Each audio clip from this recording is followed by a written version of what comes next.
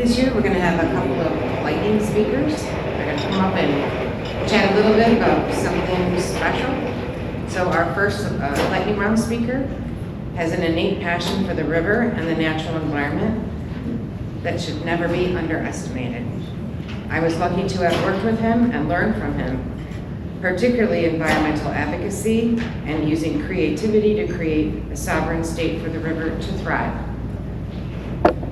When we weren't laughing, he was teaching how important it is to treat the environment and each other with kindness and respect.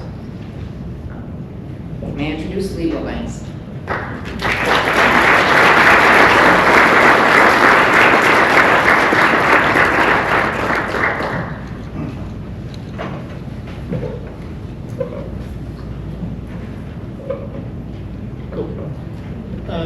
I have to say thank you for that introduction. It was generous. As Bridget said, I'm co-founder and president of the board of an organization that's 3 years old next month, Talking Rivers. And I have to thank Dr. Twist. His last slide about the shards sort of set me up for everything I'm going to say here. Talking Rivers, we're indigenous, non-indigenous, activists, lawyers, scientists, unfortunately some beautiful artists, as you'll see through the slides. Our mission is to educate human communities about the rights of nature, rights of rivers, their ecosystems using law, science, art, and storytelling. We focus on rivers because, as we all know in this room, they're the life-giving force of our entire region. They're our neighbors, part of our community, and it's our responsibility to protect them, for they protect and sustain us. We envision a world where the rights of rivers, watersheds, and all the beings that live in them are recognized and respected, so that all the family members of Earth, human and other than human, are no longer treated as commodities or resources.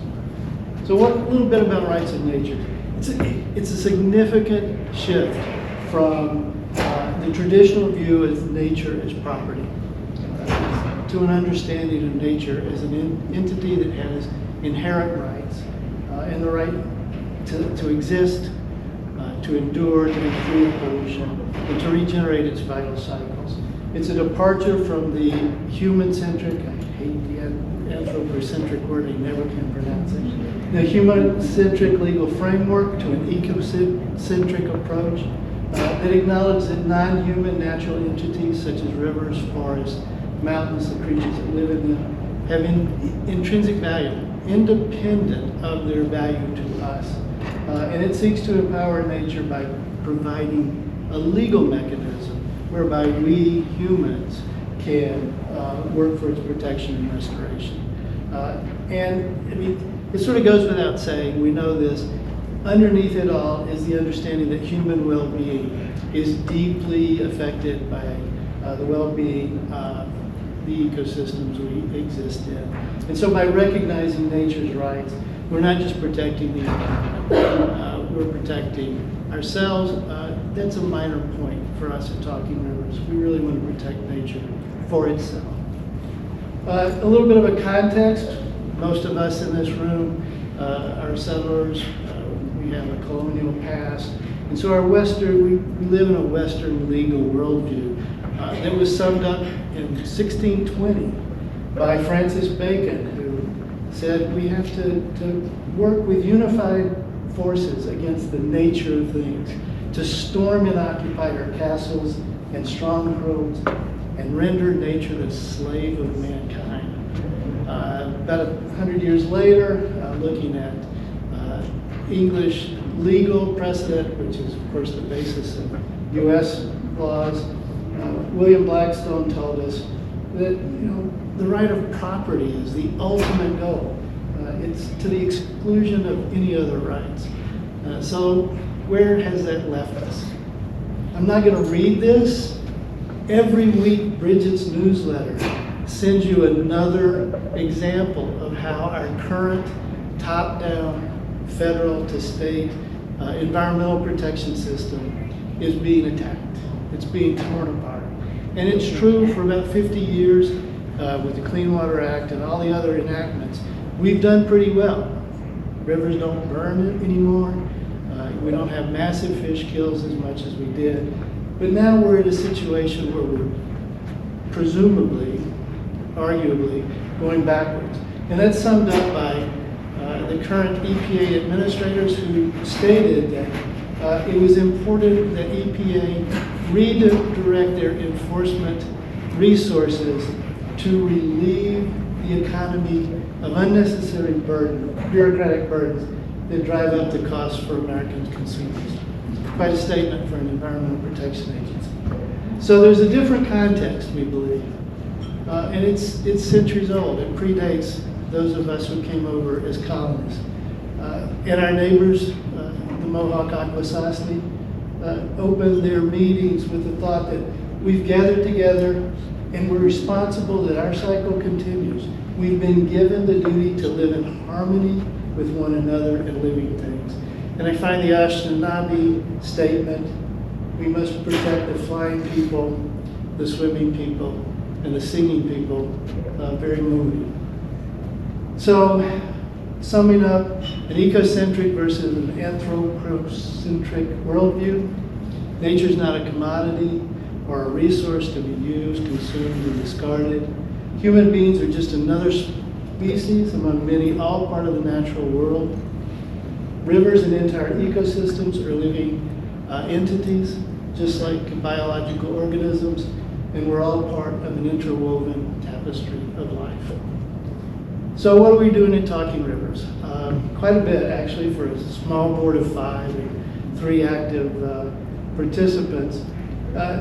For 3 years now, we've been working in the town of Potsdam since we got the town to adopt a resolution in November of 2022 where they specifically said the Racket River had rights that should be protected, and they charged themselves with creating a mechanism whereby humans could defend those rights.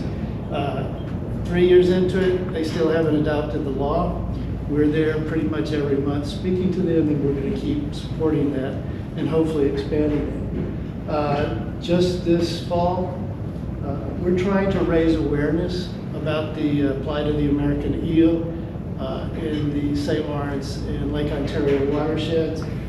These creatures, which are iconic, obviously have a tremendous cultural impact, and there were once as much as 40% of the biomass in these water bodies, and they've been reduced to about 2%.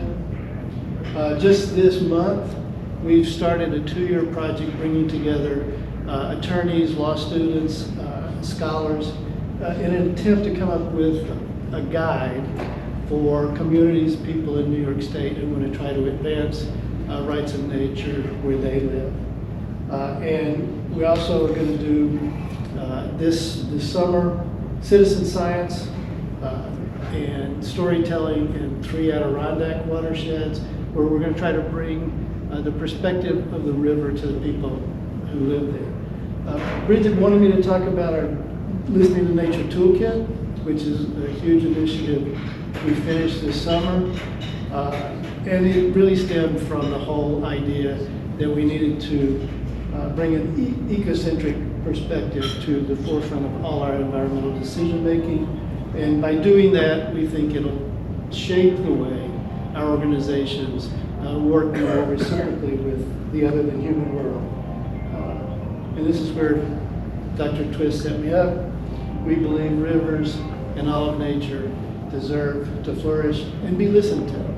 And so what does this ecocentric, pluralistic decision-making toolkit do? It's a guide for learning how to shift the language we use when we talk about nature from a property-based to more of an accepting nature as it is. You can reimagine how we make our decision-making using this toolkit. For us, significantly, it provided language that you can use in your foundational documents and in your public-facing communications. And finally, the critical part is offering steps for actually how to listen to it. And you know, we heard twice now how scientists use their expertise to listen to it, but all the rest of us also have our own way, whether we're on the water or by it. Just one example, and I'm going to apologize, I'm going to read this to you. We changed our bylaws, having gone through the Toolkit process, so that now in order to fulfill the mission of Talking Rivers, directors shall represent the watersheds in which they reside and or with which they have a continuing, significant, and meaningful connection. In making decisions as a board, directors will speak as members of the watershed in a process that we've set out. And so when I sit in my board meetings, I feel I'm there as the St. Lawrence River. And significantly, when you do these changes, you submit them to the New York State Attorney General's Charities Bureau, and they accepted this. So we think we've got a foot in the door to changing things. So that's a little bit about us. There's just a whole lot more. Visit our website, please, and thank you very much.